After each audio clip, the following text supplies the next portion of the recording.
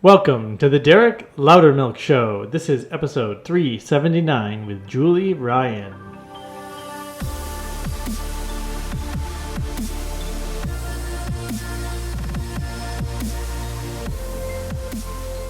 Julie Ryan is a serial entrepreneur and inventor who has founded 7 companies in 5 different industries. But 5 years ago, she sold her medical device manufacturing company and became a full-time psychic and medical intuitive. She now hosts the radio show Ask Julie, and she has gone on to do thousands of remote medical scans where she can sense what type of illness a person has. She also does pets and past lives, and she also trains people to become medical intuitives, including physicians and hospital administrators. Julie is also known for her book, Angelic Attendants, where she describes the 12 steps that someone goes through as they die, including when angels get involved, from her work where she helps families and dying people transition from this life. So in this interview, you'll hear from Julie about her work, both as a medical intuitive and an entrepreneur. And then you'll get to hear her do some medical scans. I've got some family members and myself. We've volunteered to get ourselves scanned during this interview. So you'll get a chance to hear exactly what her work is like. And Julie is just such a generous and wonderful, fascinating person. So without further ado, here is Julie Ryan.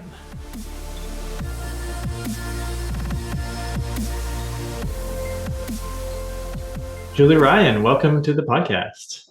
Oh, I'm so delighted to be here. Thanks for the invitation to join you. Yeah, wonderful to have you. And we're just gonna go right out of the gate. Can you tell me what is an angel? A spirit that is energy. Everything's made of energy, and it's a spirit that is its own species, and it is a messenger, it's a helper, it's a guardian, it's lots of things, and they're around us all the time.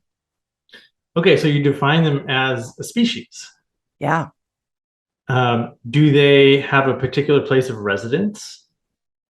Well, in non-physical, what a lot of people refer to as heaven or nirvana, depending on what the culture is.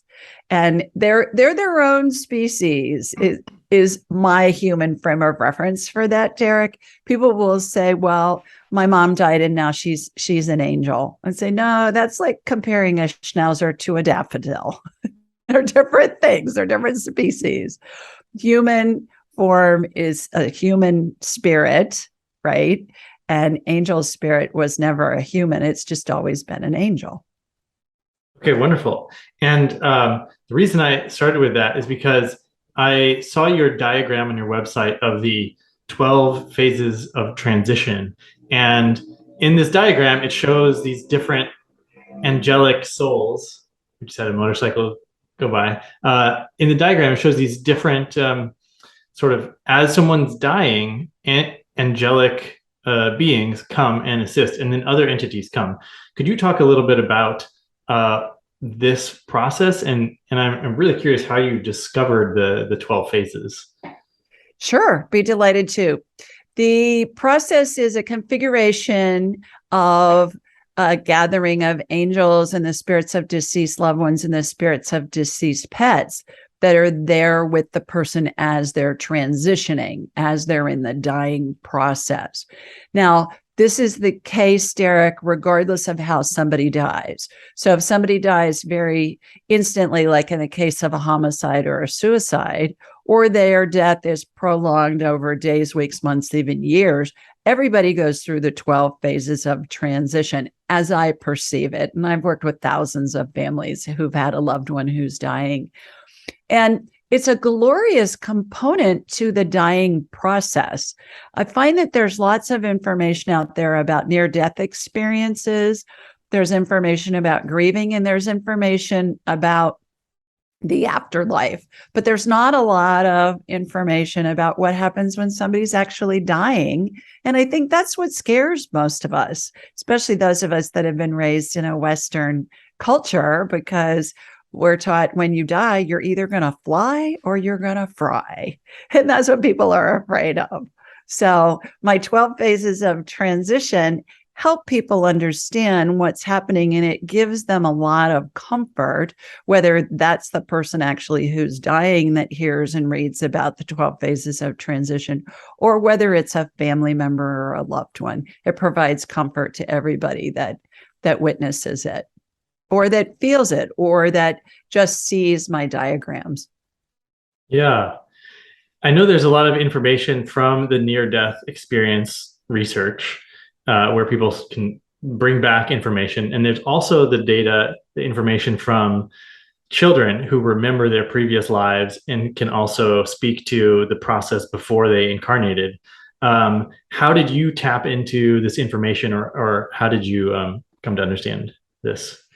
When my own mother was dying in 2002, I had been studying medical intuition for probably 10 years. I've been on this journey for about 30 years. And I'm a businesswoman and an inventor of surgical devices sold throughout the world. And when I was interested in it and started studying it, my family and friends would say, "Why are you doing that?"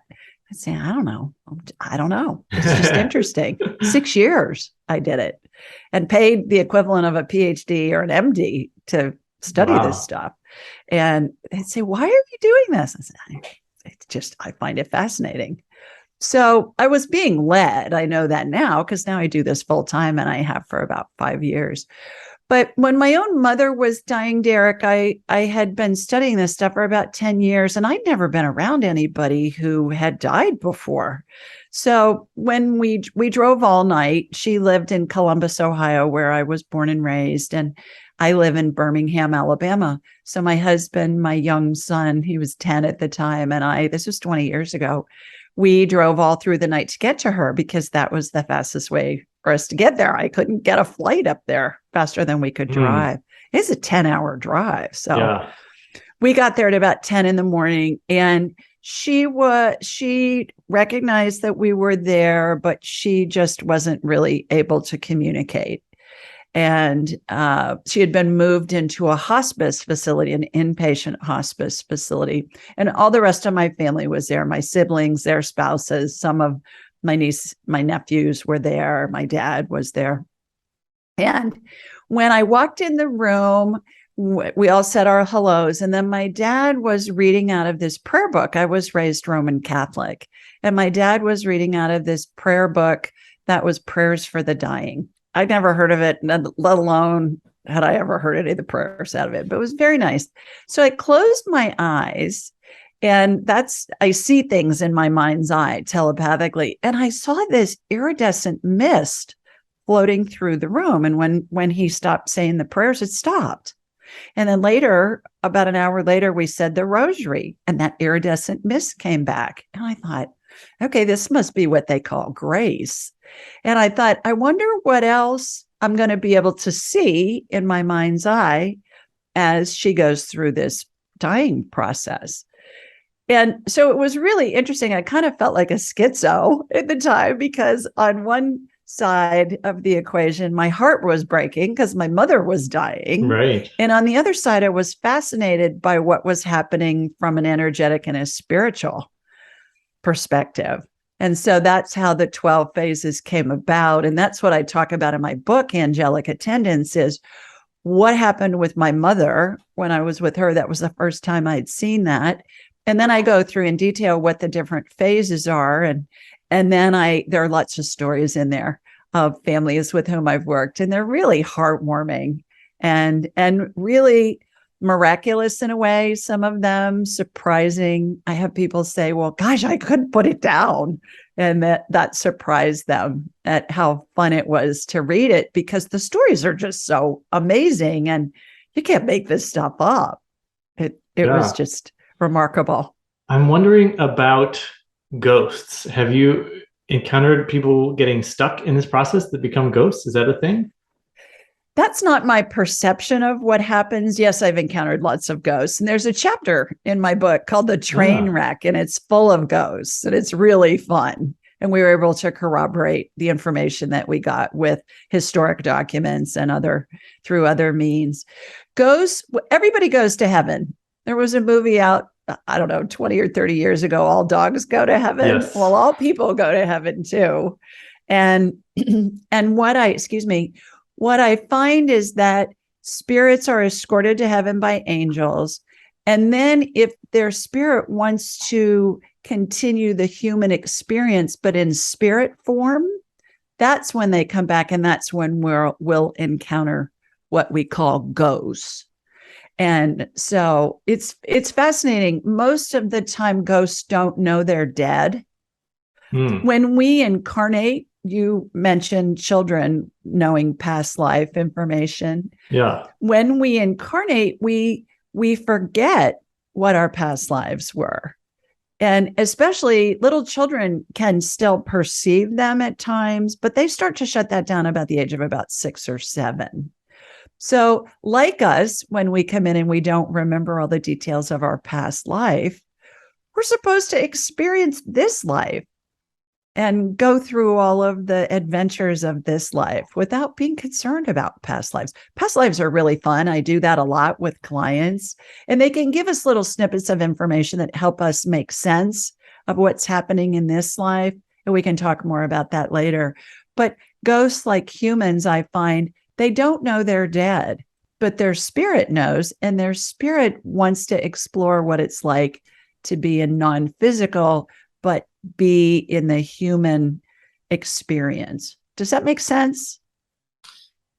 Yeah. And so what you're speaking to is ghosts don't know they're dead, but their spirit does. So when you say spirit, I assume you're talking about like a higher self, like the ghost is a fragment of the total self of that soul. Correct. Okay. Correct.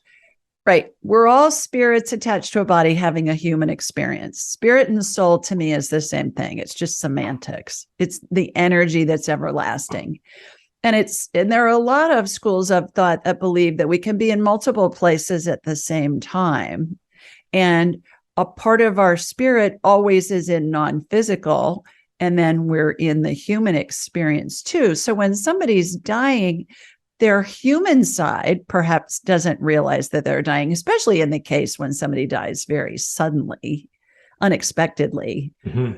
But the spirit always knows, because the spirit decides when we go, where we go, how we go, and who's with us or not when we go. All of that's determined by the spirit. And when the spirit and the body separate, the body doesn't work anymore, because the spirit is the power source for the body.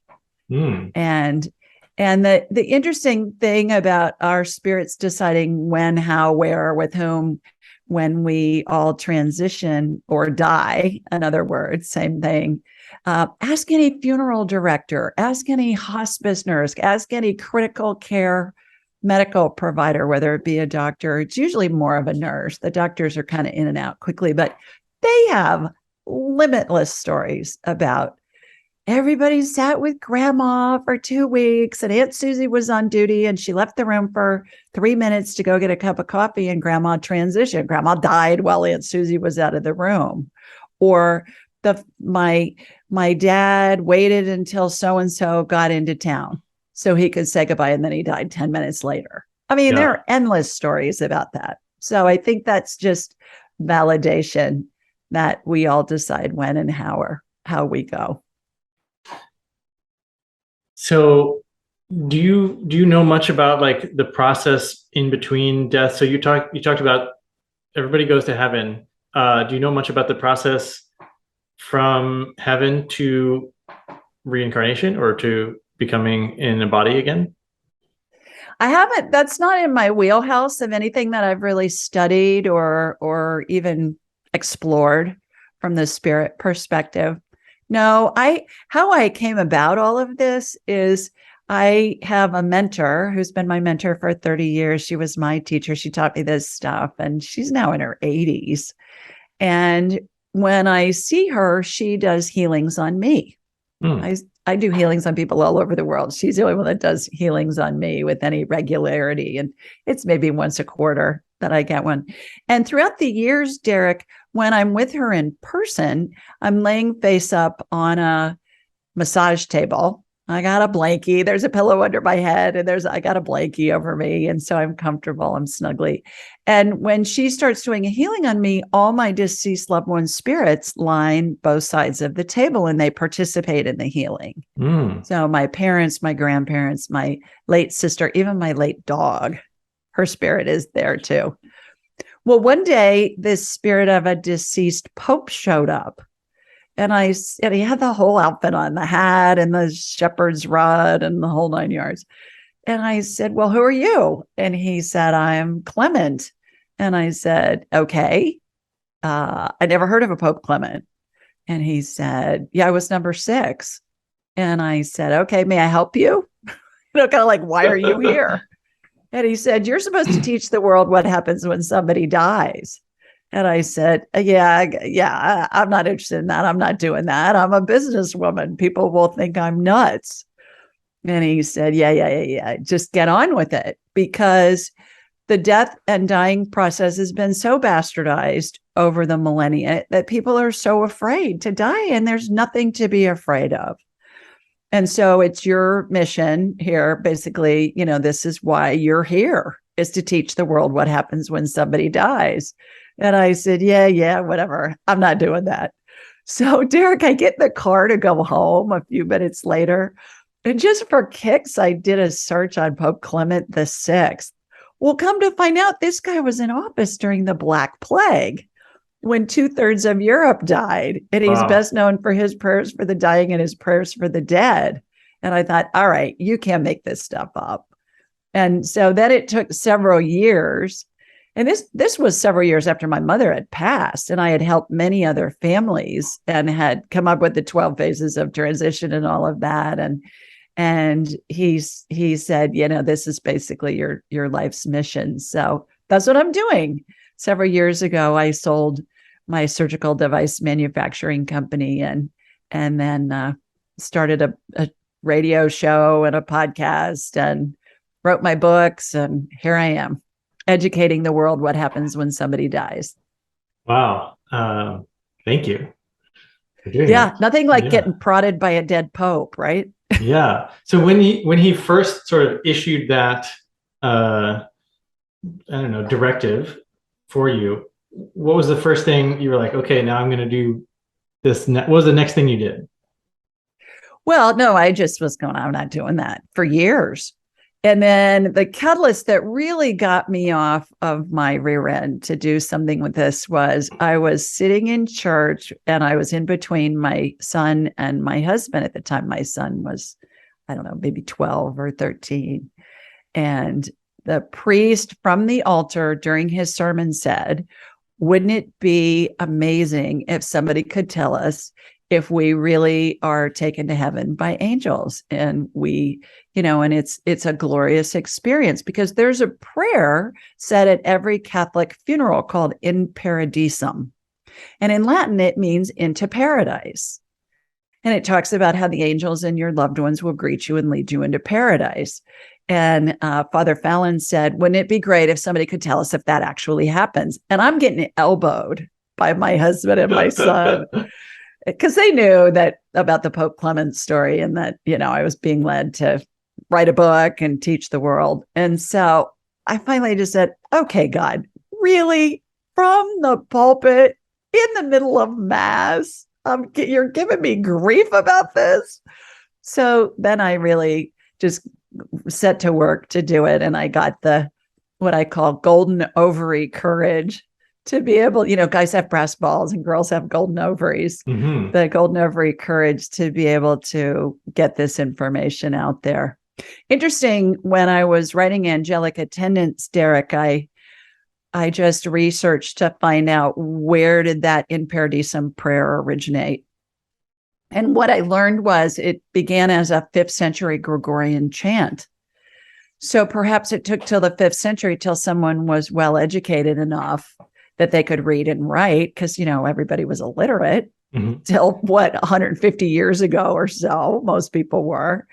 And certainly some of the most learned people were men. And at that time, they were living in monasteries and synagogues. So I found that fascinating, that concept and many other concepts, every main philosophy, every religion, certainly in the literature, they talk about spirits and ghosts and angels and things like that.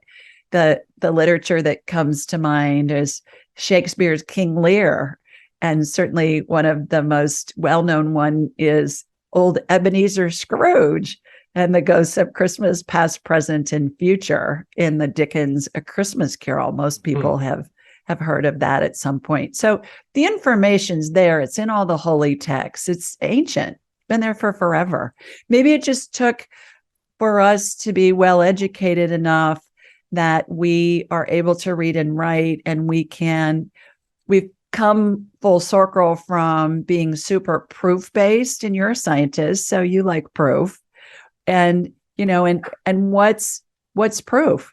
Is proof being able to identify the spirits that are in the room, and the family members can identify, okay, yeah, that was Grandma Ann and that was Grandpa Joe. And that collie spirit that's in the room was our dog Fluffy that we had for 12 years. And yes, Grandma did grow up on a farm, as I'm describing the farm animal spirits that are in the room, and they were her pets. So evidence comes through from spirit to let us know, okay, yeah, this is really real.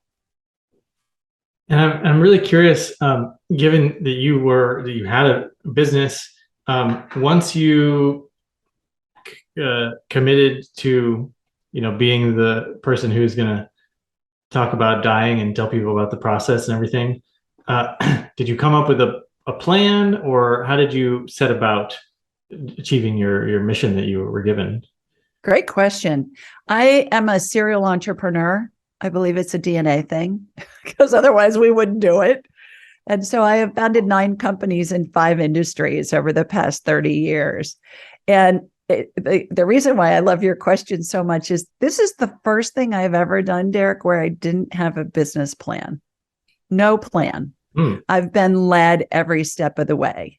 And it's been a really fun adventure, and it continues to be the most fun thing I've ever done. So I'll get an idea, and if it resonates, then I'll follow it. And then something else will come in and I'll follow that. And it just has built over the past 5 years. And I'm led every step of the way. When I've written 3 children's books. The 4th one is in the works right now. It'll be out in time for the holidays. And it's called the Angel Messages series. And I was led to write children's books. And then all the pieces of the puzzle fall into place in just a miraculous way. And so that's how I know I'm being led. May I share with you about the children's books? That yes, adventure? I have children. So okay. How old are your kids? 3 and 5. Okay, perfect. I will send you copies of my books for them. How that happened was, over the years, I've had several moms, primarily mothers, say, can you please write a children's book to help me explain to my child how my child knows information about a past life? And we can corroborate the information that they're telling us with historical documents online. But this child can't read yet. And how do I explain to my child that when they tell me that they're talking to my deceased grandparent, my granddad, perhaps, that's been dead for 20 years, and the child never met that person. And little Tommy says, well, Mommy, Grandpa Joe comes in and we play trains. Well, Grandpa Joe was a train aficionado. I mean, stuff like that. And this child never met Grandpa Joe. And then lastly, how do I explain to my child what happens when somebody dies? Because we may be at the funeral home and we tell little Sally, well, honey, Grandma's in heaven. And Sally's saying, no, she's not. She's asleep in that box up there at the front of the room. How do you make sense of that to a 3-year-old? So that's how the idea came. And I kept getting asked this over and over again. So I'm thinking, okay, I'm being led to do this. Well, one day, my husband and I, it was about this time of year, we were heading to Chicago for Labor Day, and we drove to my brother's home, my brother and sister-in-law's home. And I had said to my husband, I said, I'm being led to write children's books, but I don't even know what's involved in that. Next 5 minutes later, I was talking to clients on the way up. I had a client who was a consultant who consulted for PBS for 20 years on Mr. Rogers and Sesame Street and, all these children's shows that are classic for 20 years. And I said, "Oh, I'm being led to write a children's book." And she said, "Well, send me the manuscript. I'll look it over and I'll be able to help any way I can." I'm telling you within 5 minutes of saying this. So then we get to my brother's house, and there was another couple that joined us for dinner. So it was the six of us. Well, after dinner, there was some football game on. So the guys went in the family room to watch a football game. And we women sat at the table and we were just chatting. And something came up about the guest, the woman who was the guest, her name was Laura. She said, "My brother died when I was 6. And she said, "I didn't understand it because she was a big Italian family. She's just a bunch of Italians wailing at my house. And nobody could explain to me what happened." She said, "It would have been so nice if there'd been some kind of a kid's book or something that could have explained to me what was going on." I thought, okay, clue number 2. This is still the same day. So then the next morning I woke up and I get what I call divine downloads from spirit. And I got, call the children's book. It needs to be a series and it needs to be called Angel Messages, the Angel Messages series. So what do? I'm a businesswoman. I'm not even out of bed yet. I'm in the guest room, laying in bed. My husband's already up. And I'm on my phone checking to see if Angel Messages, if the trademark's available. Well, it is. So of course I captured it, sent an email off my phone to my lawyer. And I said, "Okay, we're going to do this. And here's what's going to happen. Make it happen." Those were 3 things that happened in less than 24 hours. That's being led. When those kinds of things show up, and they show up in a sequence of events, and I would say, you can't make this stuff up. And so now I'm working on my 4th children's book in the Angel Messages series. Yeah, wonderful. And so I assume we're all being led, but some people listen and some people don't. What do you think we need to do to really listen and allow ourselves to be led? When we have a thought that comes in, if it feels neutral or good, it's true. When we have a thought that comes in that feels badly, it's based in fear. Anything that feels badly is based in fear. Anger, actual fear, boredom, jealousy, whatever is all based in fear. So the key is to figure out, is this a real fear or a fake fear? And I came up with a technique that I've trademarked, of course, being the businesswoman, called the 2-minute rule. And here's how it goes. When you have a thought that doesn't feel good, thoughts don't have any meaning until we give them meaning, right? Thoughts are just neutral. But we act on them, and they come in from the ethers. They don't originate in our heads. They come in from the ethers. And so when we have a thought that feels bad, you want to ask, is this going to kill me in the next 2 minutes? I call it the 2-minute rule. If it is, get out of the road before the bus runs you over. That's a rational fear. You're going to die if you don't change the conditions.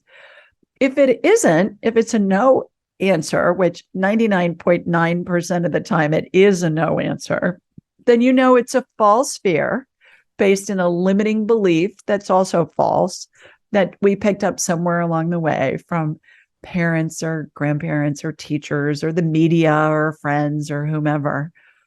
And it lessens the fear enough, Derek, that you can take a step forward.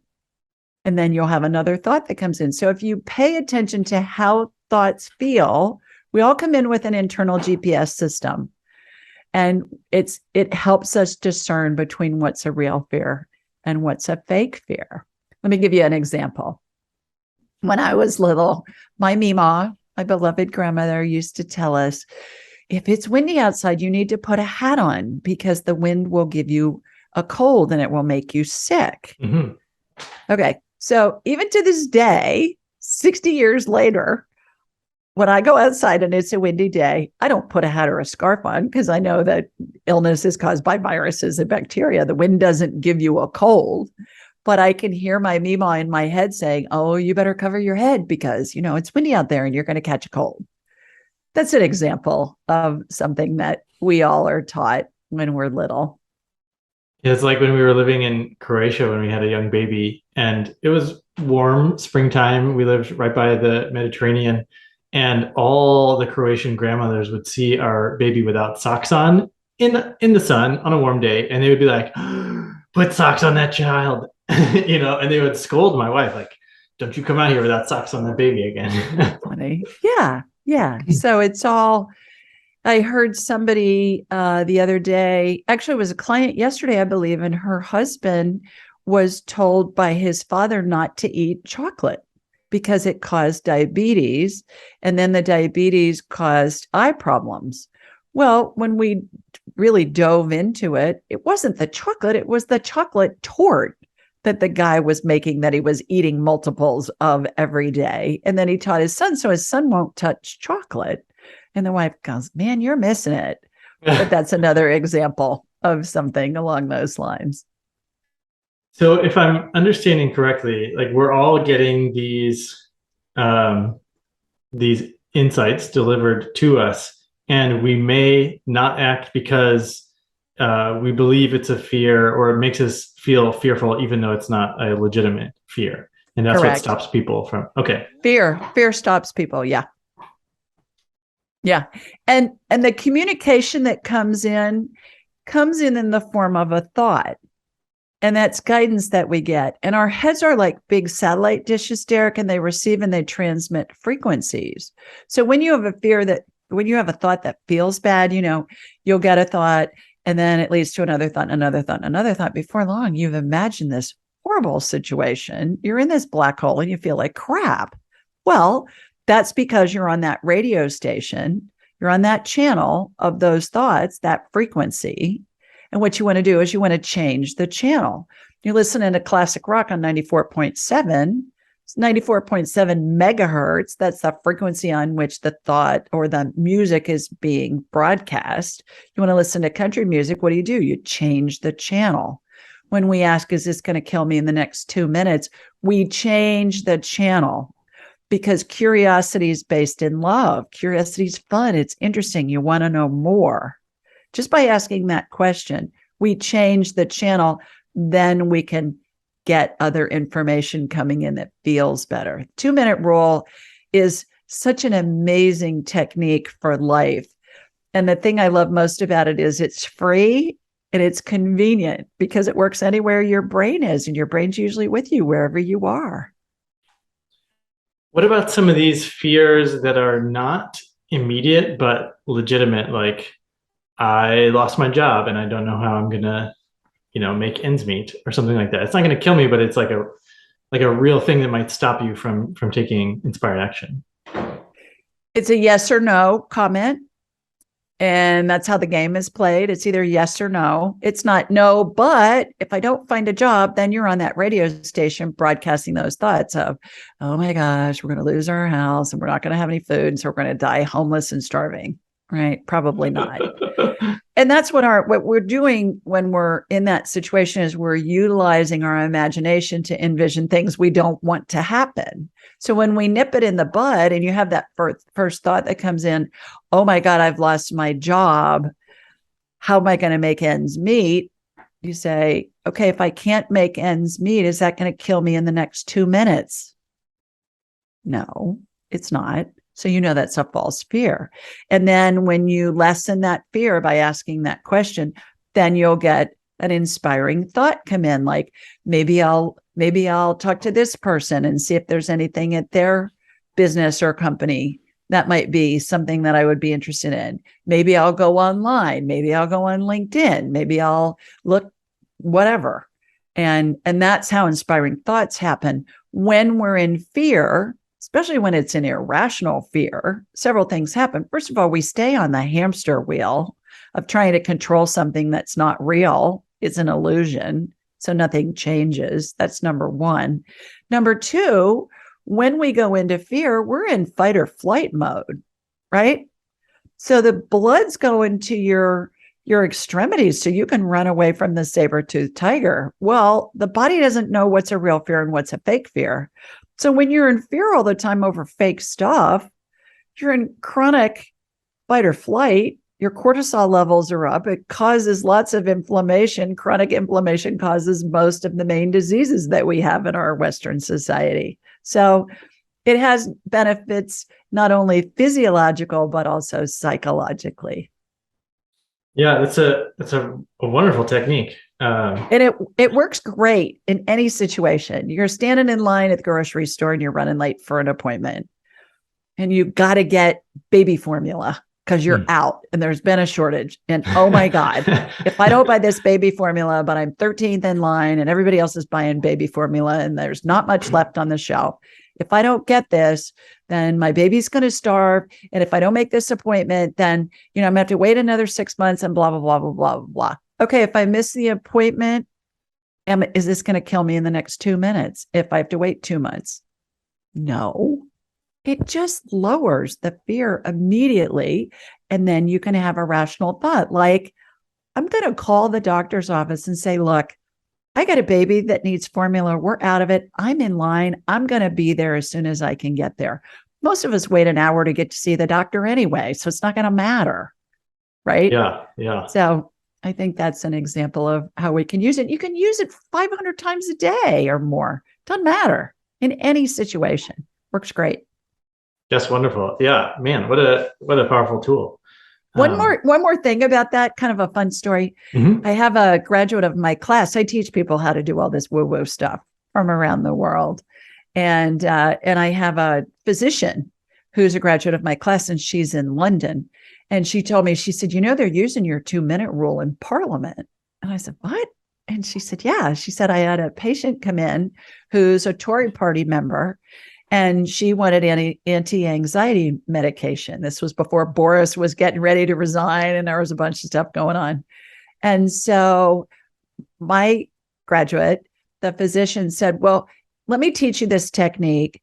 Come back and see me in 2 weeks. Try this. And if you still need medication, we can talk more about it. So she taught her the 2-minute rule.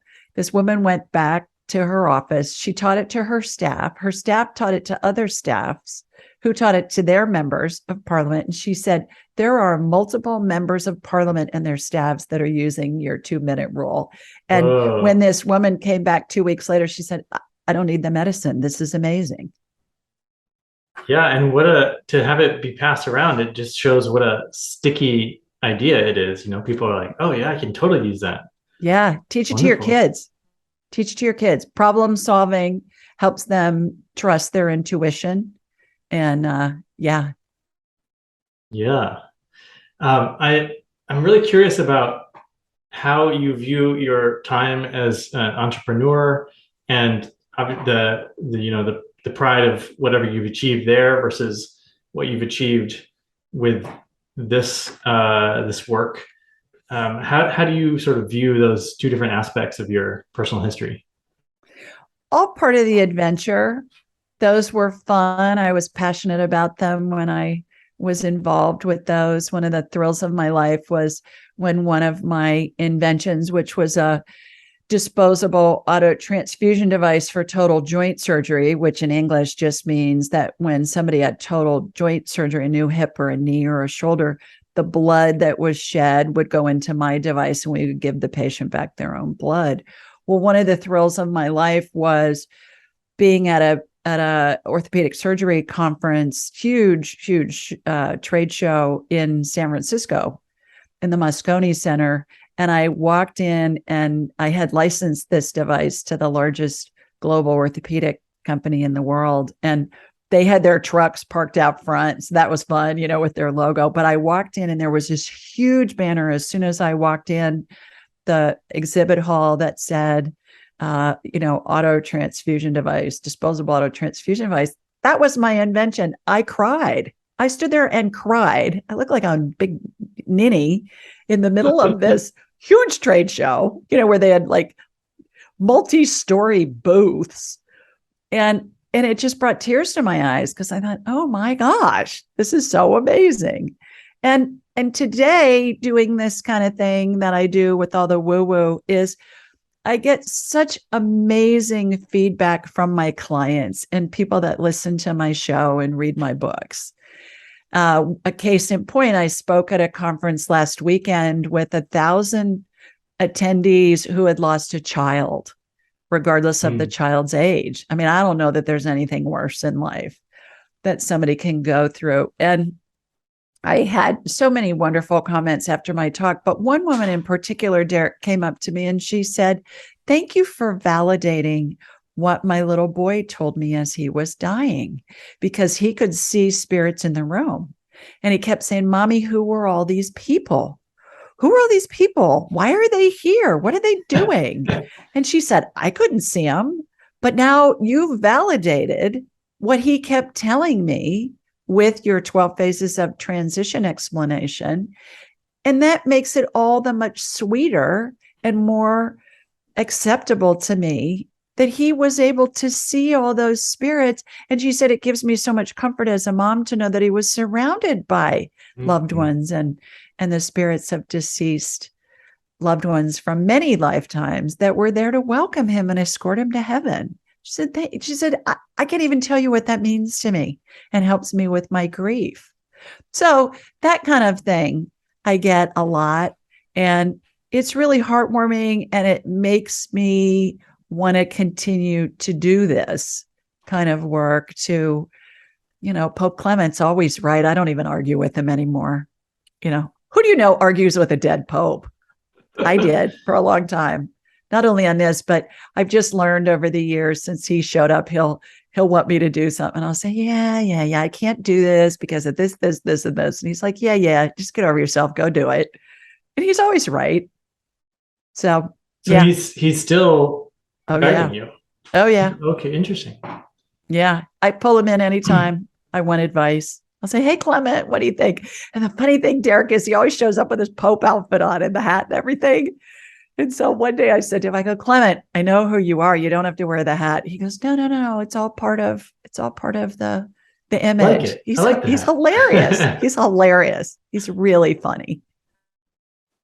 When you were designing the medical device, and by the way, I used to work for a medical device company doing heart-lung transplant machines to process the blood. Yeah. When I was bit younger, as one of my The first cell jobs out of college. saver, or It was or the called one. Soren was the Yeah. device manufacturer. Yeah. Okay. Yeah. And the cell saver they used to do in surgery all the time, where they would take the blood that was shed and they would centrifuge it, like what they do in the blood banks. And then they would put the packed red cells back in. Well, my device would put whole blood back in, and you didn't need any big expensive piece of equipment or a tech in the OR during the surgeries. That's just one of my inventions. But all of them are still sold throughout the world 30 years later. Oh wow. And it's just remarkable. And I don't have an engineering background. I'm a sales girl. I sold hospital supplies coming out of school. And so people say, well, were you doing woo-woo when you had all those ideas? No, I didn't know anything about it. I just followed where I was led. And I think we all do that. Every author, you think J.K. Rowling really made up all that Harry Potter stuff and she's got a multi-billion-dollar empire? No way. She channeled all that stuff. Every book, every song, every idea, every whatever all comes from spirit. And we're hooked on to that frequency of that radio station, like frequency where those ideas are coming in. There's never been an original idea. It's just the first one to get it. Now, the US Patent Office thinks I've had original ideas because they've issued me many patents, but I know now. I was thinking about, okay, this is what we need to do. Here's what's wrong with all the other products that are out there. What can we do to make this better? And that's when the ideas came in. And then I can hire engineers all day long. Wow. Okay, cool. And now I'm just really curious about the specifics of taking the blood from the patient and giving it back to them. Did it stay clean? Did it have to be processed in some way? Nope. We put it through a filter. We put a Paul filter on it. Do you remember that name? A Paul filter. They make lots of filters, perhaps. Yeah. Blood filter. And then the quality of blood coming out of the bones post-op is terrific. And so we filter it and then put the patient's own whole blood back into them. And the statistics show in the clinical studies that we did before we got FDA approval showed that the patients really healed quicker and more efficiently and more completely when they had all those goodies with the plasma and the white cells and everything else that comes with blood. That's so cool. Yeah. Since we're on the medical train, that's another big aspect of what you do. I got a chance to tune into your show, and people submit or call in with their medical questions, and then you tune in and you help them out. And you do it for free for most of these people calling in. And they can also hire you for longer sessions, but it seems like such a wonderful service that you're providing people. Would love to hear you talk a little bit about how that works, and then maybe we could sample that. Sure. I tell people, Derek, I'm a businesswoman who learned how to do woo-woo, and I'm a buffet of psychicness. Because once you connect with spirit, you can do it all. It doesn't matter.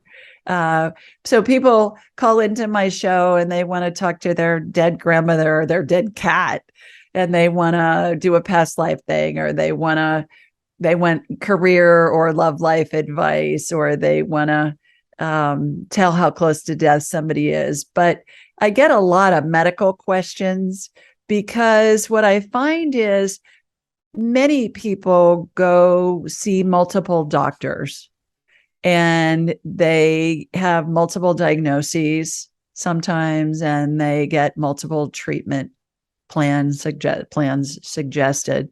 And at the end of the day, they still have the same symptoms, or the doctors are saying, yeah, there's nothing wrong with you. Here, take this antidepressant. That's usually when it's women. And so they come to me, and doctors send patients to me too when they can't figure out what's going on. So I'm like a human MRI. I raise my vibrational level to the level of spirit, because when we're attached to a body, we vibrate more slowly, simply because the body has mass. I talk in analogies a lot because it gives our human minds a frame of reference for this woo-woo stuff we're discussing. And my analogy for the vibration being slower is, I say, imagine trying to run an electrical current through a bowl of pudding. That's kind of like why the spirit's vibration is slowed down, because of the mass of the body. So it takes me less than a nanosecond to turn my abilities on and off. I don't walk around scanning people. I don't believe that that's ethical. I turn it on and off at will. And so I turn it on, and then I close my eyes and I envision a laser beam coming from my body, wherever I am, and hooking into the person I'm scanning, wherever they are. And most of the time it's somebody either calling into my show, which is, by the way, every Thursday night at 8 Eastern. It goes 2 hours. Wonderful. And then we record it, and it's available as a podcast anywhere you download podcasts. It's also on YouTube and Alexa. And so they'll say, okay, can you scan me? My left leg hurts, or my knee hurts, or my whatever hurts. And that's fine. When I get them for an hour, I'll make multiple swipes.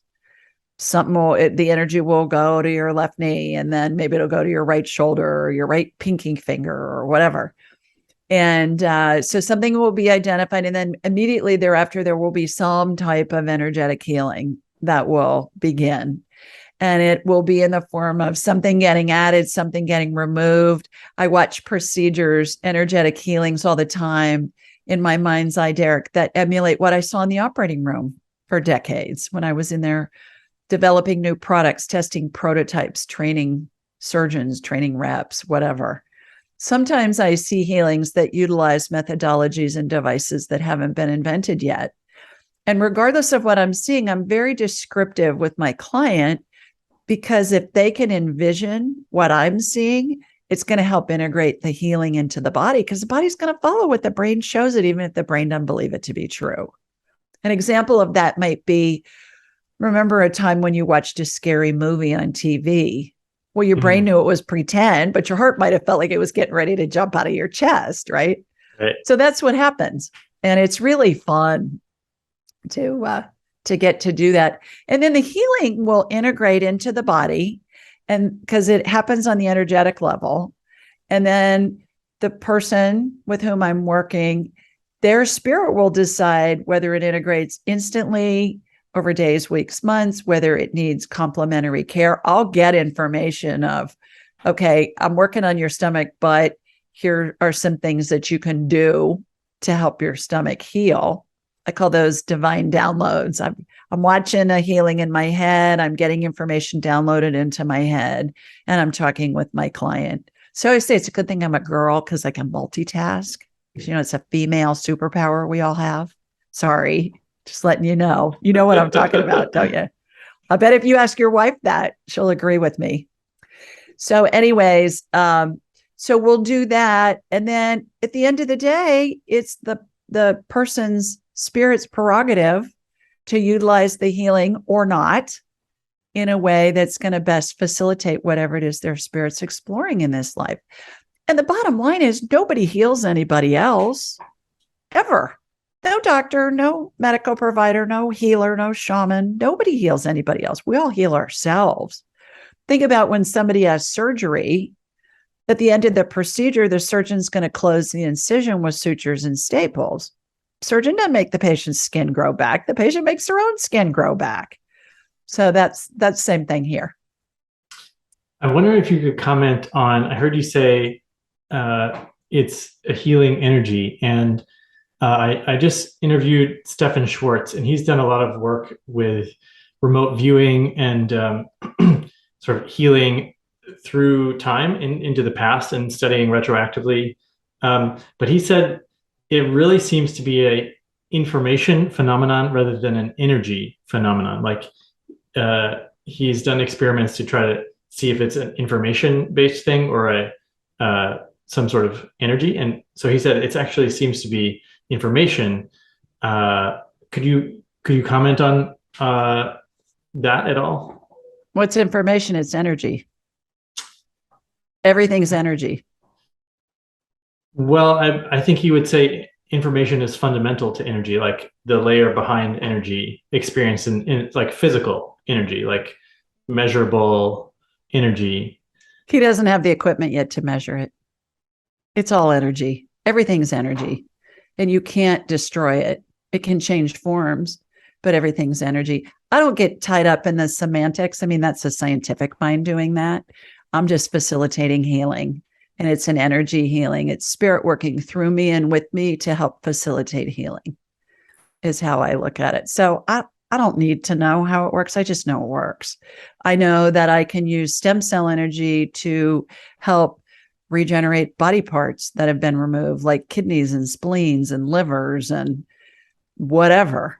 And they show up on subsequent scans sometimes. And I have doctors call me and say, what the heck are you doing? And how does that work? And I explain to them, every cell has a nucleus. Every nucleus is surrounded by cytoplasm. Cytoplasm's a watery gel. That's what I see get used energetically. And our bodies have a centrifugal force that spins that helps us divide and replicate cells to the tune of billions of them a day. I watch it happen in warp speed. That's my understanding of it. I don't need to know how it's happening. I just need to know that I'm sending the energy healing, spirit working through me and with me, and the person's receiving it and integrating it in a way that benefits them or not integrating it. And lots of stories are endless of how people felt better. We identified chronic conditions that were in place for 20 years and no doctor could figure out what the heck was going on. Well, I could see mold throughout their energy field. I'd say, well, are you living in a moldy house? What's going on with the mold? You've got tons of mold in your system. Have you had a water leak? Yeah, our roof leaked. Yeah, well, we painted over the spots, but they're coming back. Do you have mold? Yeah, we got mold growing in our. I talked to a woman the other day. She said her kitchen cabinets are lined with mold. Yeah. The doctors are treating her for Lyme. I said, honey, you got mold. your body Yeah. is full of mold. Ugh. Yeah. So, things like that come up with these energy healings, and I call them medical intuitive scans, medical scans. Cool. Can we do some examples now? Sure, sure. Okay. Yeah. Maybe we'll start with me then. Okay. So several years ago now, I guess it was like 8 years ago now, I had a blood clot in Oh. my cerebral venous blood clot that obviously didn't kill me, but nobody could figure out what caused it. And I only detected it because I had a headache that got worse and worse and worse over days. And then they said, oh, it's just going to turn to scar tissue and it's just going to be there. And maybe over decades will slowly dissolve and other blood vessels will um, take up that flow. But then, I was getting imaging scans done every 6 months or so, and it seemed like they were right. It was just still there. And then it seemed like after a few years, it just went away. But I'm really curious because nobody ever could say what it was caused, and I'm just curious if there is any residual scar tissue or what's going on uh, there. And I've talked about this before on my show because it was a big event in my life. Yeah, no kidding.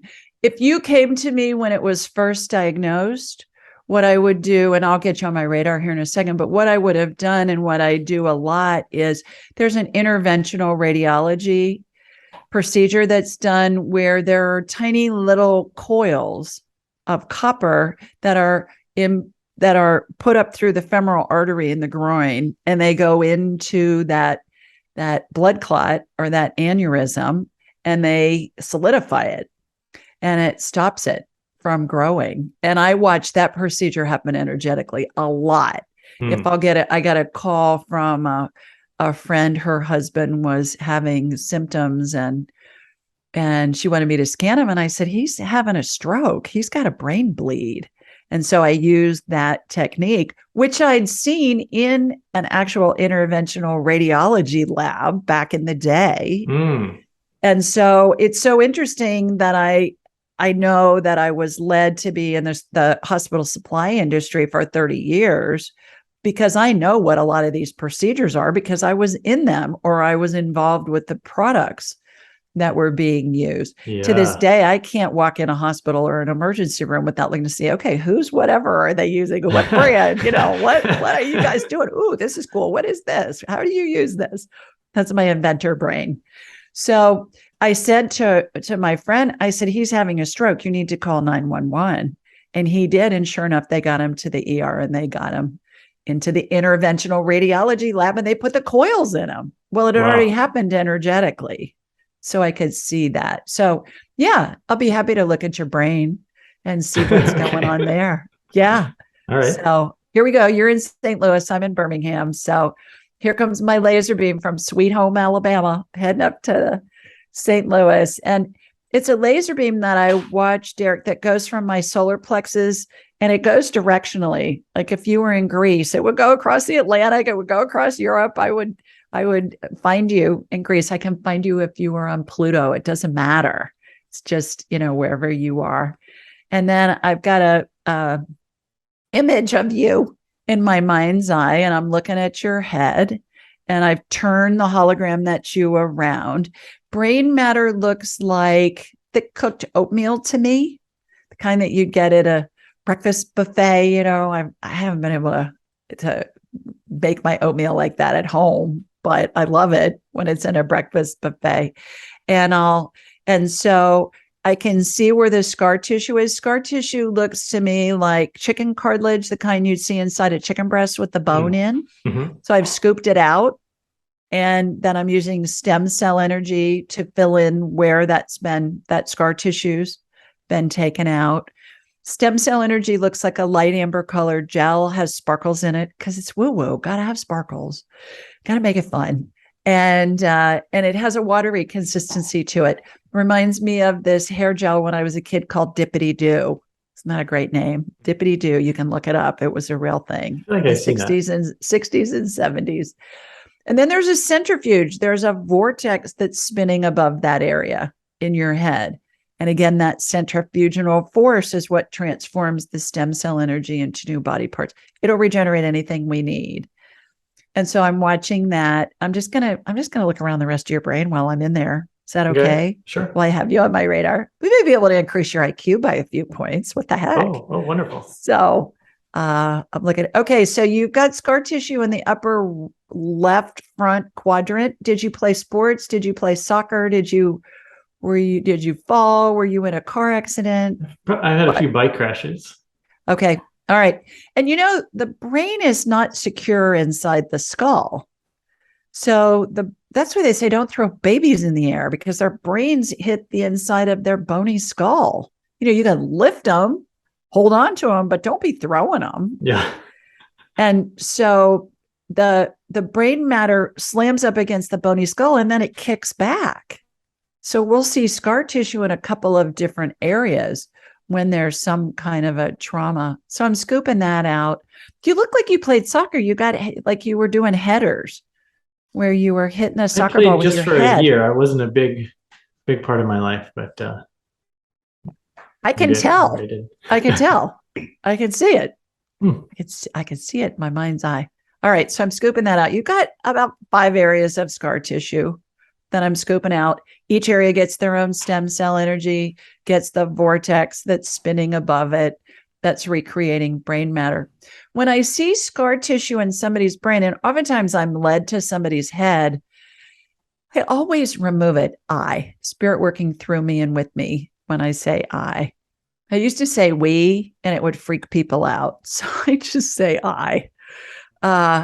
And so it didn't freak them out, but they didn't understand it. So I'd say, well, I do it, but it's spirit working through me and with me.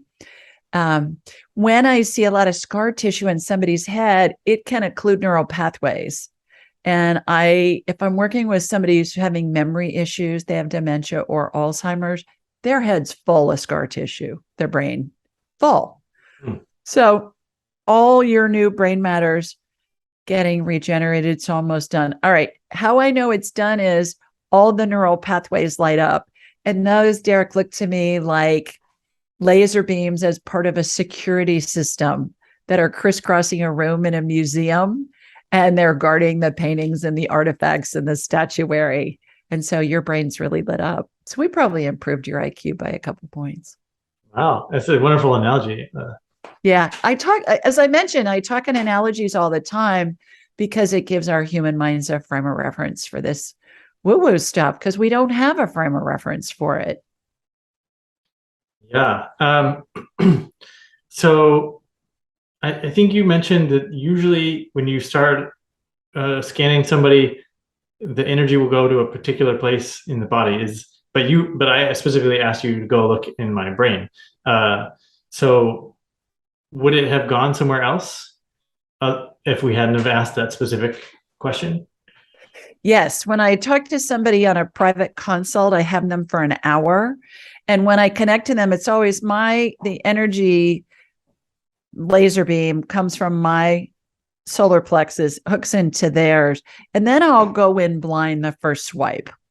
So something will be identified, they'll be healing. Something else will be identified, they'll be healing. So if I have somebody for an hour, I'll ask them what their symptoms are, just from a logistical time management standpoint. But then I always go in blind first, because oftentimes we'll detect something maybe that's asymptomatic and head off a problem at the past before it becomes problematic. Or we can find sometimes the root cause, like the example I used with the mold. This woman had all these symptoms that were all across the board, and she went to all these different specialists, and they weren't able to figure out what was going on. Well, none of them got to the root cause. The root cause was mold exposure. She had black mold in her house, which is it's so dangerous. It can kill you, first of all, and second, over time. And secondly, it causes this plethora of symptoms that nobody had pieced together. So I'm going in blind and I'm going, holy mackerel, girl, You are covered in black mold. Where's the mold? She said, my cabinets. I said, well, what do you put in the cabinet? She goes, oh, our dishes and stuff. I try and wipe it down with bleach, but it keeps coming back.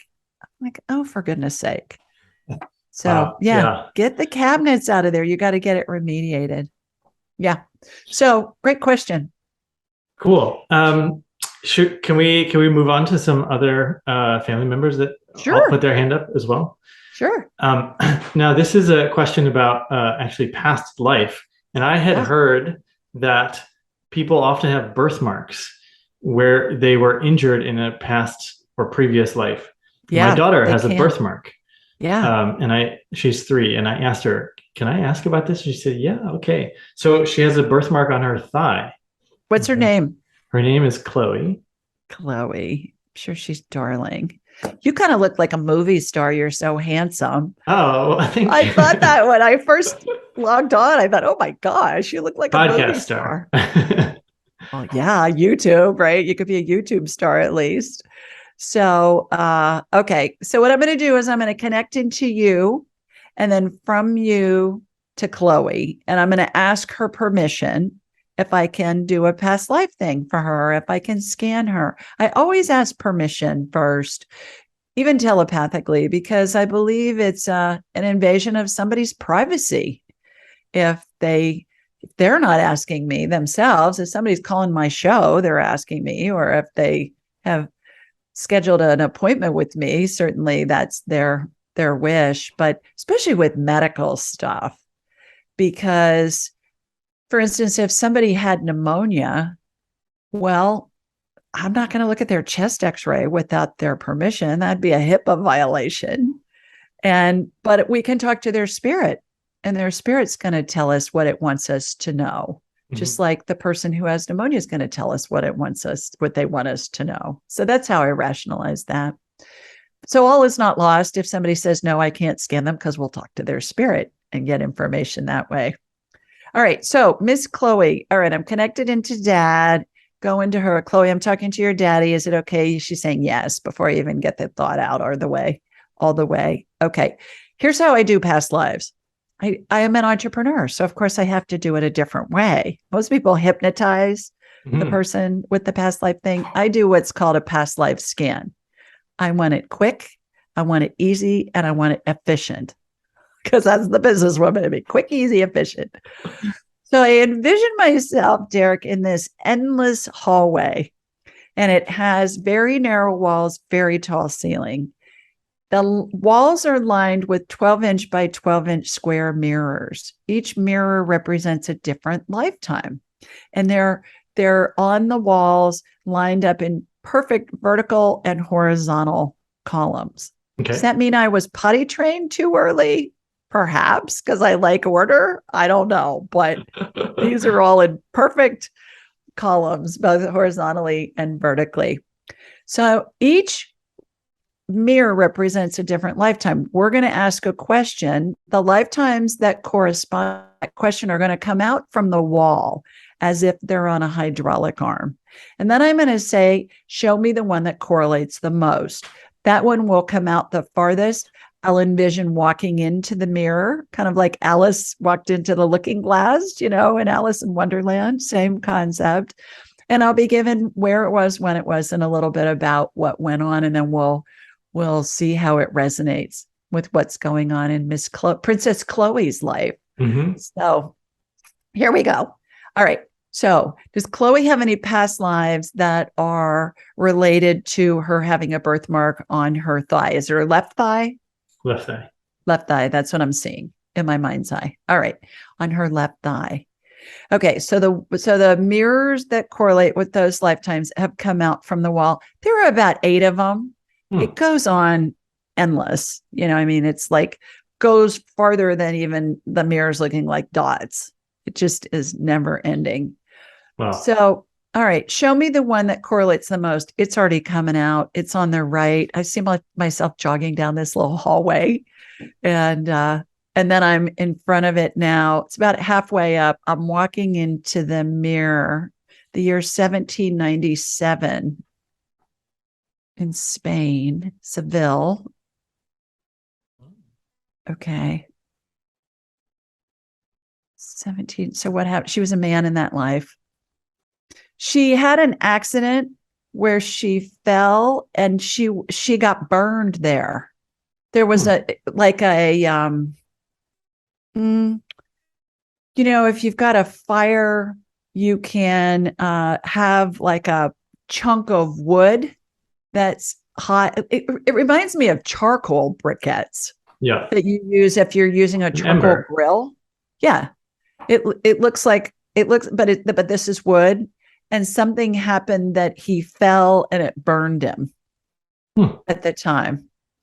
Yeah, name was Marcos, Marcos. Interesting. We've Yeah, taken her to Sevilla. We've taken her to Seville, interestingly. there you go. No coincidences in life.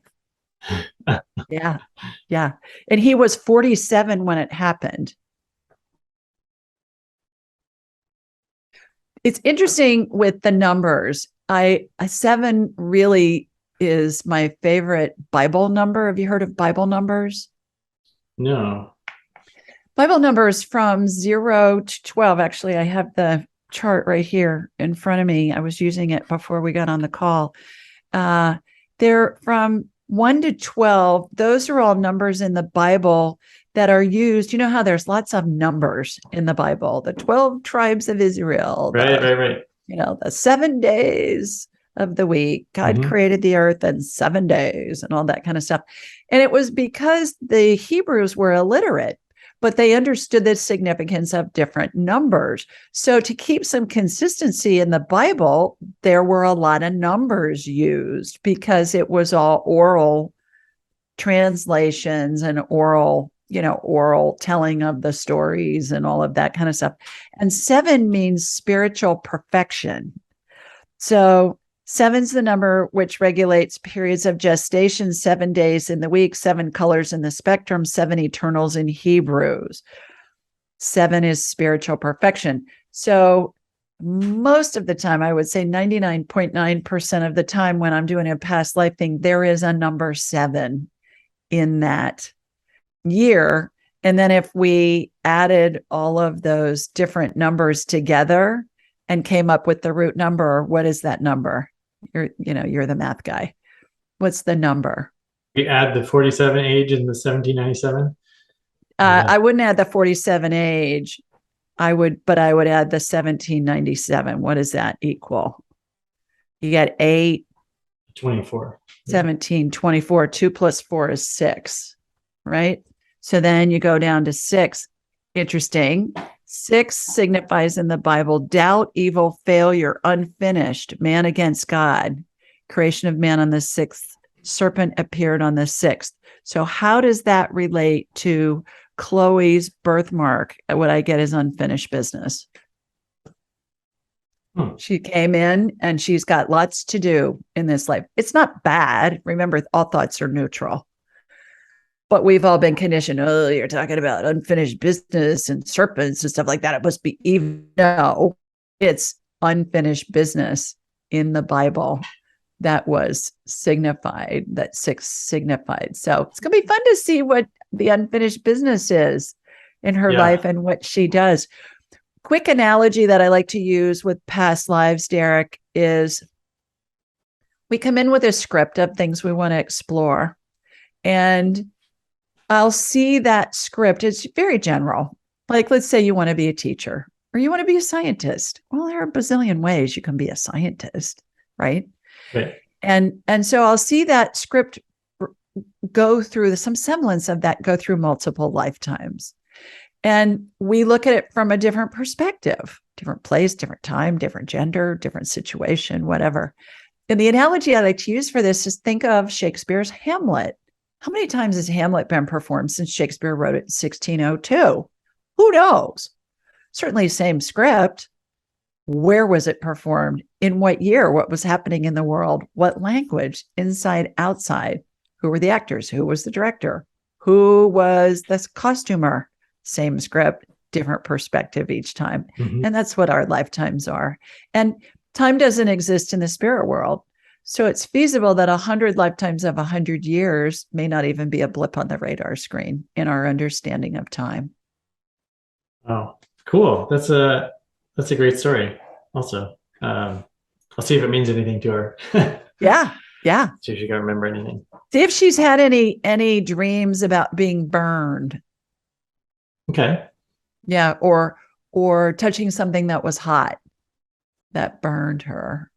I mean, you don't want to put ideas in her head, but just say, have you had any dreams about, I would ask her if she's had any dreams about being a man.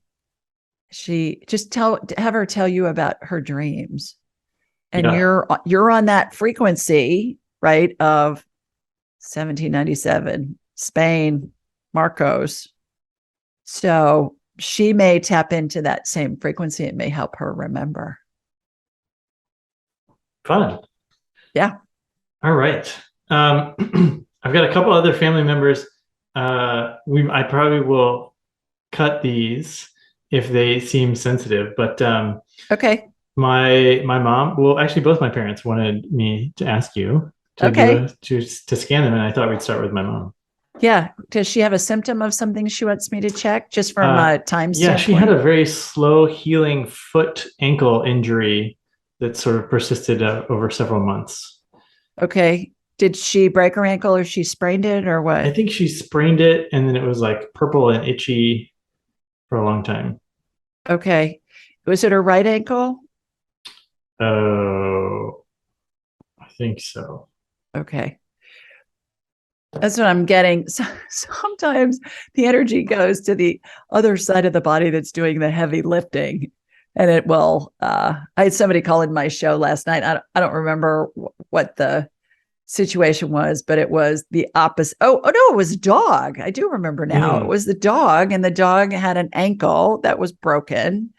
And the energy, it was the right back ankle. The energy went to the right leg, right front leg first, and then it compensating. immediately and then it bounced to the back one. So yeah, it's the one that was compensating for the one that was. And I said, Fluffy, whatever the dog's name was, I said, Fluffy's in a splint, right? And it's all wrapped up with tape. And she said, yeah.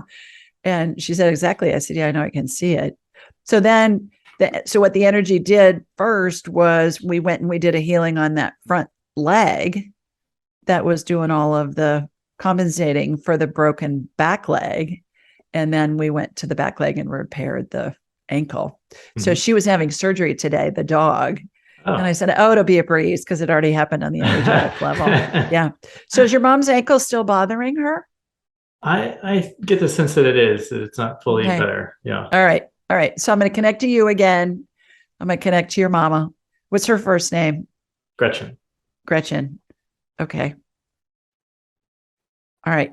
Got Gretchen. Gretchen, I'm talking to your son. He wants me to scan. She goes, yes, yes, yes, yes, please. Okay, fine. All right. So I'm in the ankle. What's going on? She chipped a little bit of bone in that ankle. Did she go to the doctor? Did she get it x-rayed? She did. She went to a couple doctors. Yeah. Yeah. And they didn't find a break? No. She's got some chipped bone. That's what I Ah, can see. All right. So I'm putting a little dab of stem cell energy like we used in your brain. Same thing. It works on everything. I'm putting a little dab of that on there. There's a little vortex that's spinning. That's going to redo the bone. That's why it took so long to heal, because you had a mm, chipped bone and that it's not smooth. That joint wasn't smooth, so it was irritating all that soft tissue that was in there. So gotcha. that's what was going on. Let me look at her ligaments and her tendons. Does Princess Chloe, I'm sure, doesn't have this, but sometimes little girls will have split ends on their hair if they have long hair. Have you ever seen that? You ever Sure. heard of Yeah. split ends? Yeah. And it reminds me of the hair, has all these little fraying little pieces off of it. It reminds me of a rope that's used to dock a ship, to tie it off on the dock. Gets It's fuzzy. a lot of times it's twisted and it's still very sturdy, but it's starting to fray a little bit. You can see the fibers. So that's what I'm doing. I'm using stem cell energy on your mom to smooth down those fibers to continue to help her heal. I'm sorry, the Is she, fibers are, or they're what part of ligaments and the ligaments? muscles. Okay. ligaments more so on her than the muscles. So inflammation looks like red fog on body parts. I'm using anti-inflammatory energy to calm it down, to get that going. She doesn't have full mobility in it yet, is what I'm seeing. So what I'm watching happen is I'm removing some scar tissue that's in there. That's so funny. Scar tissue in the brain, that looks like chicken cartilage, but scar tissue elsewhere in the body, Derek, looks like fake spider web material that you see at Halloween. Uh-huh. You pull it apart and you can put it in a window or on a bush or something. And when I cut it out, it reminds me of a basketball team winning the championship and they're cutting the net down off the ring. Off the rim. Wow. So that's what I watch when I'm removing the scar tissue out of there with your mom. And I see her being able to rotate her ankle. Did she do physical therapy or anything for it? I think so. Yeah. Tell her when she's watching TV to take both of her ankles. Does she sit in a lazy boy or on a couch, or what do they do when they're? Oh, maybe when she's reading. Okay. She doesn't watch TV much? No. Okay. All right. Well, when she's reading, she's concentrating. But when she's just sitting in a chair or on a couch or something, have her take both ankles and rotate them right, to the left, up, down. She can do that while she's just sitting around. Okay. And that'll help. Yeah. She had a little bit of a bone chip. That's what was causing most of the irritation. Interesting. And maybe if it was imaged, maybe it just like the angle didn't quite pick it up or something. Didn't show it. Yeah. Sometimes I'll see things, and sometimes I'll see like tumors and things like that before they show up. Or if cancer is metastasized, and I'll say, all right, it's metastasized. And they'll say, no, I just had a PET scan. Everything was clear. And then they'll call me back 3 months later and say, yeah, you were right. It had metastasized. So we go ahead and do the healing on it anyways, even if it's not showing up yet. The other thing that's interesting about these medical scans is I don't edit anything I get with anything. If it's past life, talking with a deceased loved one, whatever, because who am I to decide what somebody needs to hear? I'm the messenger. And case in point, I was talking with a gal recently. This is one of my favorite stories. And we were talking to her recently deceased mom. And we're talking about her kids and jobs like that, important stuff. And then the mom's spirit from heaven says, you need to throw out your peanut butter. And my client said, what? She said, yeah, you need to throw out your peanut butter. And so my client said, okay, fine. And then we went on, we were talking about something else because she had this long list of questions she wanted to ask her deceased mom. Later in the day, I get this email from her, Derek, and it's a picture of the lid of her peanut butter. Her peanut butter had expired 5 months ago. So the mom from heaven's going, you need to throw out that peanut butter before you or one of my grandbabies eats it and it makes you sick. Wow, one story. Yeah. Still mothering from another story. I was talking with a woman and her parents were both deceased, and she had their ashes and she didn't know what to do with them. So we were having a discussion with parents. It's just like we're on a conference call when we talk to spirit. I mean, it's really that easy. And so she said, what did they want me to do with their ashes? And they said, we want you to scatter them in Yosemite. Well, this gal lived in Boston, and I'm thinking, Yosemite, she lives in Boston, but I don't edit anything I get. I just convey what the information is that I get. And I told her, I said, they want you to scatter it and scatter their ashes in Yosemite. And she said, oh my God. And I said, what? And she said, that's where they were married. Oh. So, perfect, stuff like that happens all the time. Yeah, it's fun. Ah, cool. Well, thank you. I think she'll be happy to hear that. Should we move on to my dad? Your dad? Yeah. What's your dad's name? His name's Lynn. Lynn. All right. And he doesn't have any specific thing, as far as I know. But he said, I want to know. He wants to know if I find something? Yeah. All right. Okay. So he feels He's good. just curious, I think. He's just curious. He just feels good, and life's a joy and wonderful. All right. So connecting to you, got your dad. Hey, Lynn, I'm talking to Derek. I know it's fine. Okay. The reason why spirit will often answer before the whole thought or the statement or the question is out, Derek, is because since time doesn't exist in the spirit world, they've already got our thought or what we're saying, and they're responding to us before we can even think it all the way. It's pretty wild, but it happens all the time.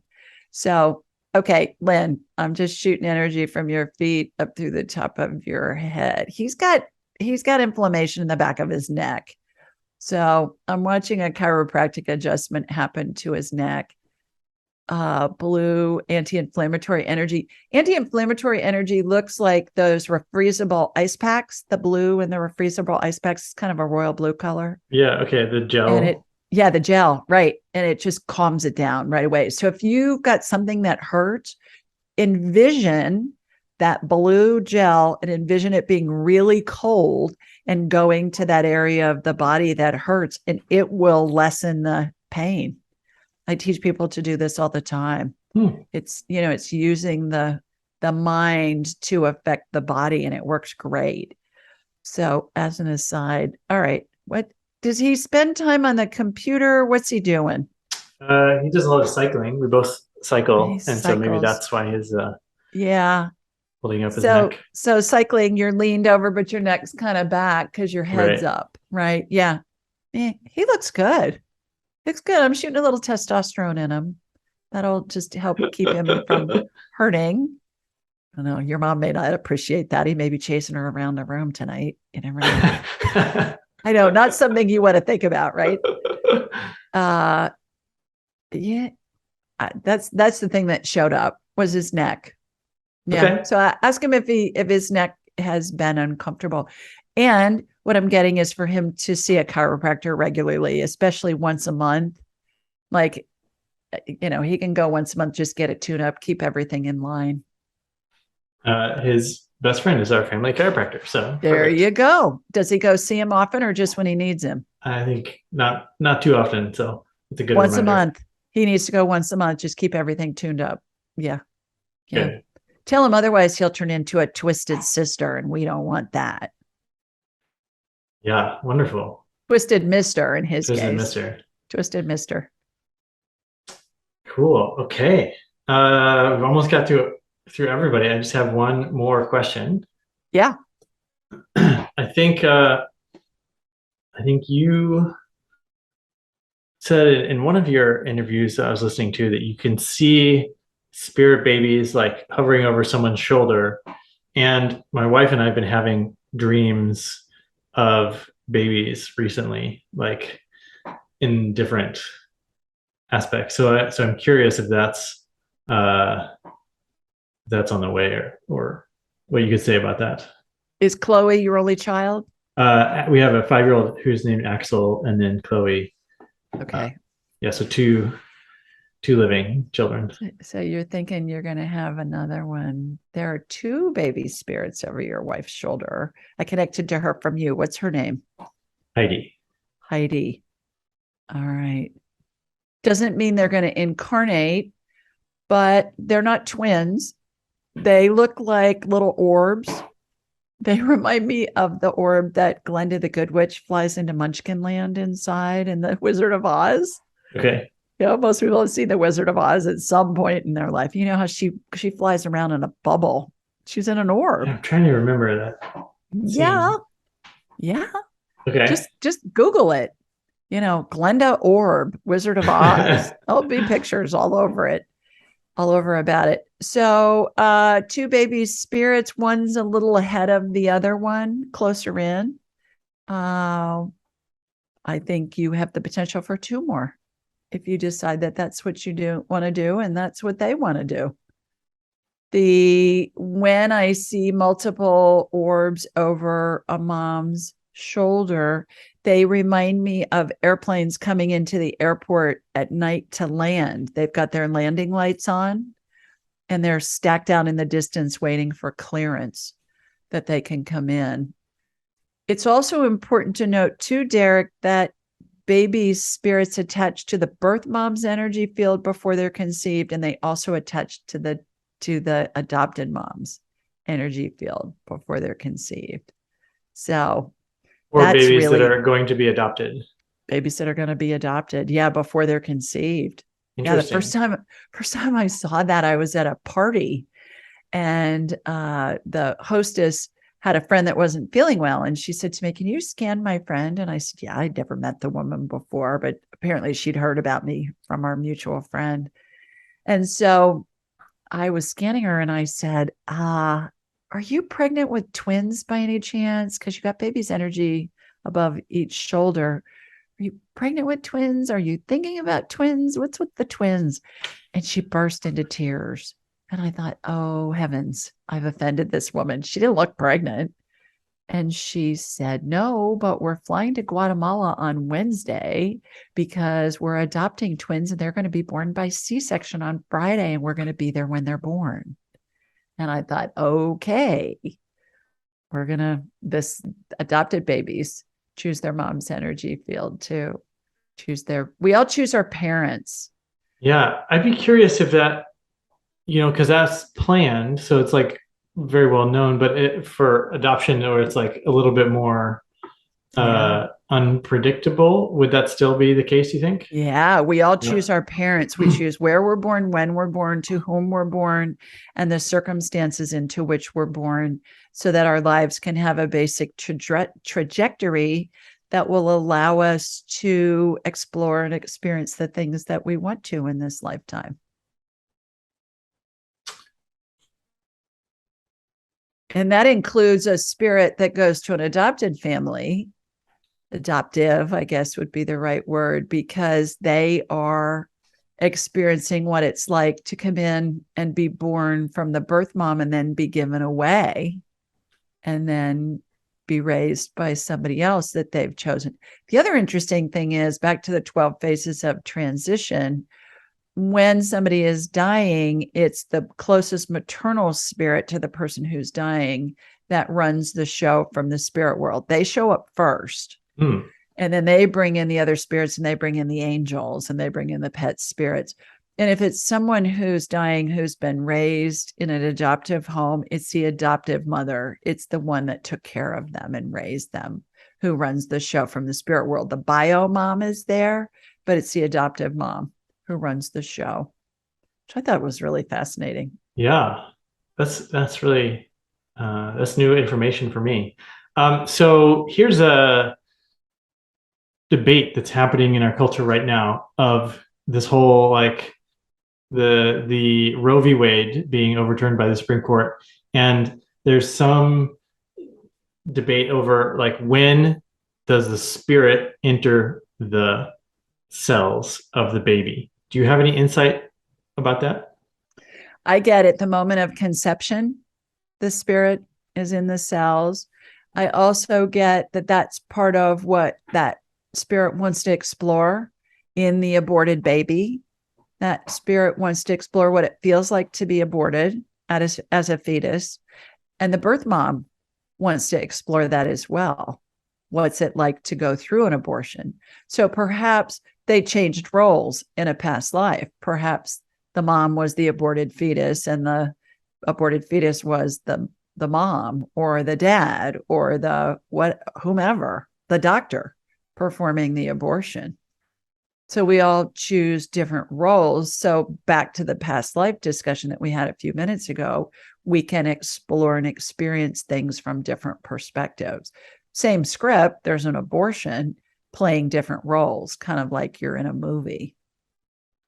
Which is, in a way, a nice perspective, that it's not like that there's some element of choice, and it's not like purely oh no, this is the worst thing ever, but it's like something that souls are choosing to experience and learn from. What I've been told countless times is that there's no right or wrong, good or bad in the spirit world, Derek. It's just all an experience. So we look at a life experience as sometimes horrific, and spirit's looking at it like, oh, this is interesting. how can I create out of this? Sometimes the healing and sometimes the experience is death. I'm gonna create death out of this, but I'm gonna create it in this way. So we all, when we know what we don't want, it helps us create, which is why we're all here, is to create. It helps us know what we do want, and it helps us create what we do want. Because if we never had anything that we disliked in the human form, we just hody-do through life and it would be boring. I was talking to my son this morning, and he had a dilemma that he was working on and he was all wound up. And I said, honey, it's just part of the adventure of life. He goes, well, this is not an adventure I signed up for. And I said, wait, look at what you're creating out of it. It all works out. You can't ever get it all done. And everything always works out to our benefit. And my viewpoint is, okay, the worst thing that can happen to me is I die and I'm carried to heaven, escorted to heaven by angels. Okay. And I'm with my deceased loved ones. That's the worst thing that can happen to me. Everything else is moot point. Create out of the conflict, create out of what we don't like, create what we do like. Yeah, thank you for that perspective. You mentioned offhand earlier that the spirit powers the body. Yep. And I've encountered some people in my travels that are breatharians, and they don't eat. They just consume sunlight or energy or prana or breathing or whatever, that would explain that phenomenon. Have you encountered anyone or that just uses that power of the spirit and doesn't eat, like with caloric power? I have never heard of that, but the first thing when you were telling me about it was, so it's kind of like a photosynthesis thing that plants do with the sun and with the oxygen. No, I don't think it's a chemical thing. I think they're just I know it's usually breathing and sun is a big part of it, but I don't know that much about it. But they either slowly wean themselves off food, or maybe they just go cold turkey. And so the woman that I best knew was talking about her experience with it, and she tried to do it once, and her boyfriend was like, "It's not going to work. It's not going to work." And she did it, and she got really skinny. And then she's like, "Okay, I'll go back to eating." And then she split up with this boyfriend. She's like, "I'm going to try it again," and it worked because she didn't have someone chirping in her ear like, "That's not going to work." And so yeah, she the only calories she consumed was sometimes like cucumber water, but mostly just no calories. Well, that was my question. Is she drinking? Is she drinking Yes. something? Because they say that you can last a really long time if you have some kind of fluids. That's interesting. What's coming to mind, Derek, are the Tibetan monks and other monks that sleep out under 6 feet of snow, and they're just in their little sarong thing, and and they're not covered up with blankets or anything, but they're able to raise their body temperature to the point where they're completely comfortable. So again, I think that goes back to the power of the mind. The body's going to follow what the brain tells it, even if the brain doesn't believe it to be true. I heard about those monks. They like pile wet blankets on them and they have to dry them off. Like 13 blankets is you got to be able to dry 13 blankets with your intent. Yeah. It's kind of like the princess in the pea, the princess is on 17 mattresses, but she can feel that pea underneath the bottom of the mattress. Yeah. Wow, this is so wonderful. And I just really love how you explain things and make it really easy to understand. If there's something I haven't asked you about yet, that's important, to relate as far as your work goes, please feel free to share. Well, the big thing I think that's important that I want people to remember is nobody dies alone, ever. We're all surrounded by angels and the spirits of deceased loved ones and the spirits of deceased pets. And my 12 phases of transition graphics are on my website, askjulieryan.com. And there's a button there that you can push and you can download the chart of all 12 phases for free. So what I suggest is people download that and store it on their phone, because there will come a day when you have a loved one who's dying and you want to know how close to death they are. And all you have to just ask in your head, what phase is my mom in? What phase is whatever, whomever in? And you'll get a number. And if you see that they're progressing through the phases fairly quickly, then you know, okay, it's time to call in the family. Oftentimes people come from far away places and they take time off work and they're doing things like that in order to be there to support the family and to say goodbye. So that gives them the option to do that. Furthermore, when somebody enters one of the phases of transition, they can move around. They can be at 8, go back to 2, whatever. And there have been times, and there will continue to be times, where people are in phase 11, ready to go to heaven, and they decide they want to stick around. A case in point, one of my brother's best friends, that happened to him. He was having surgery. I didn't think he'd get out of the operating room. And he not only was out of the operating room, but he's been alive and well for 15 years. So nothing is an absolute. Everything that's a future event is fluid. There are a bazillion variables that come in to affect an outcome. And so I think that's important to remember for future events, that they're fluid. Mm-hmm. I had heard that there is multiple possible exit points, sort of through a lifetime, that you could choose, like a spirit could choose to take. And so it sounds like this was one of his exit points, and then he was like, nope, not going to take this one.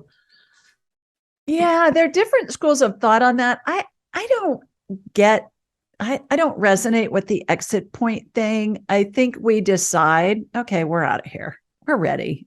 This is what we want to do. People that die very quickly, I believe, are, and this is from working with literally thousands of families and spirits throughout the years. It's great for them, poof, they're out of here. They're at heaven. It's easy.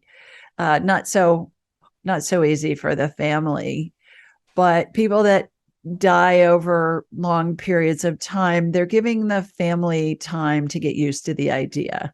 And certainly if somebody dies from a prolonged illness, when they finally pass, the family and friends will say, oh, it's what a blessing, because he suffered so much, right? Yeah. We all say that. Oh my gosh, he's in a better place. How this is so much better for him.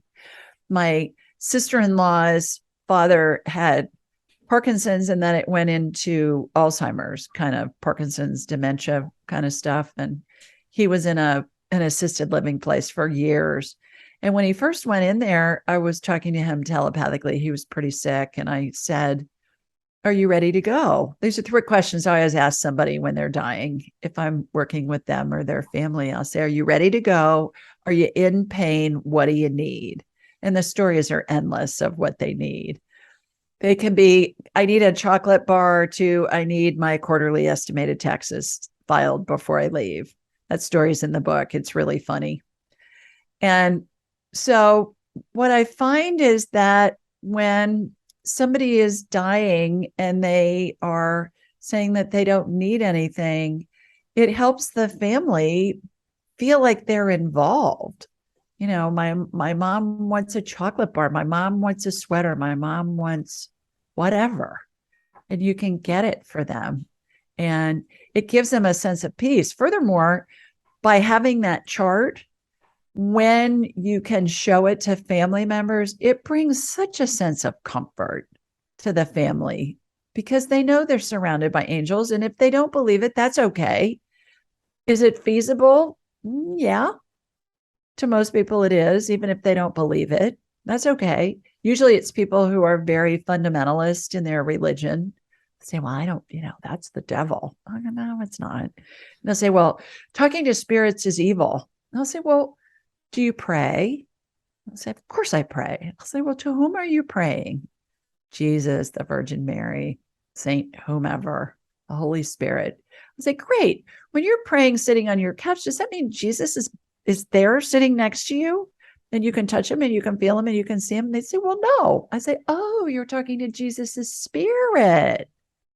And you can just see the light bulb go off in their head. They'll say, well, it's not the same thing. I'll say, oh, but it is. Are you asking Jesus to help you?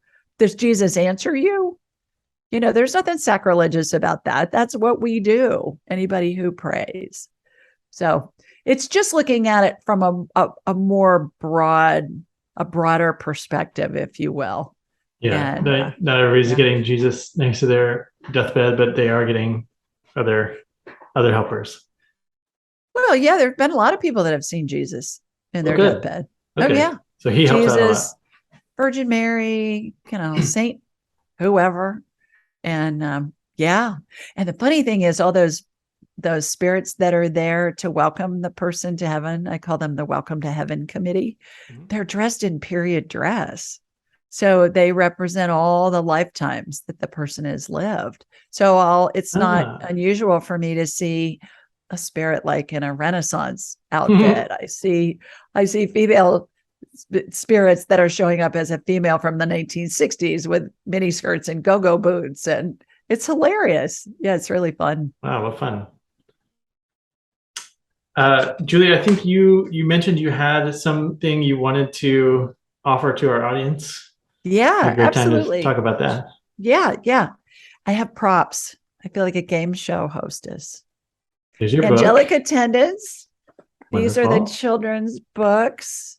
The Angel Messages for Kids, for Dogs, and for Cats. Angel Messages for Truth is coming out soon. And these are darling. Look at the illustrations. Look how cute they are. Yeah. And very colorful. It's got maybe 15 sentences in it of a few words for the kids, and it teaches them about spirit and how you're loved and things like that. So anybody that wants a copy of my book, Angelic Attendants, or one of the kids' books, all you have to do is go to AskJulieRyan.com, go to the Ask Julie button, and just say, hey, I heard you on Derek's show. I'd love a copy of your book. And if you have kids or grandkids, say, hey, I'd love a copy of your kids' books.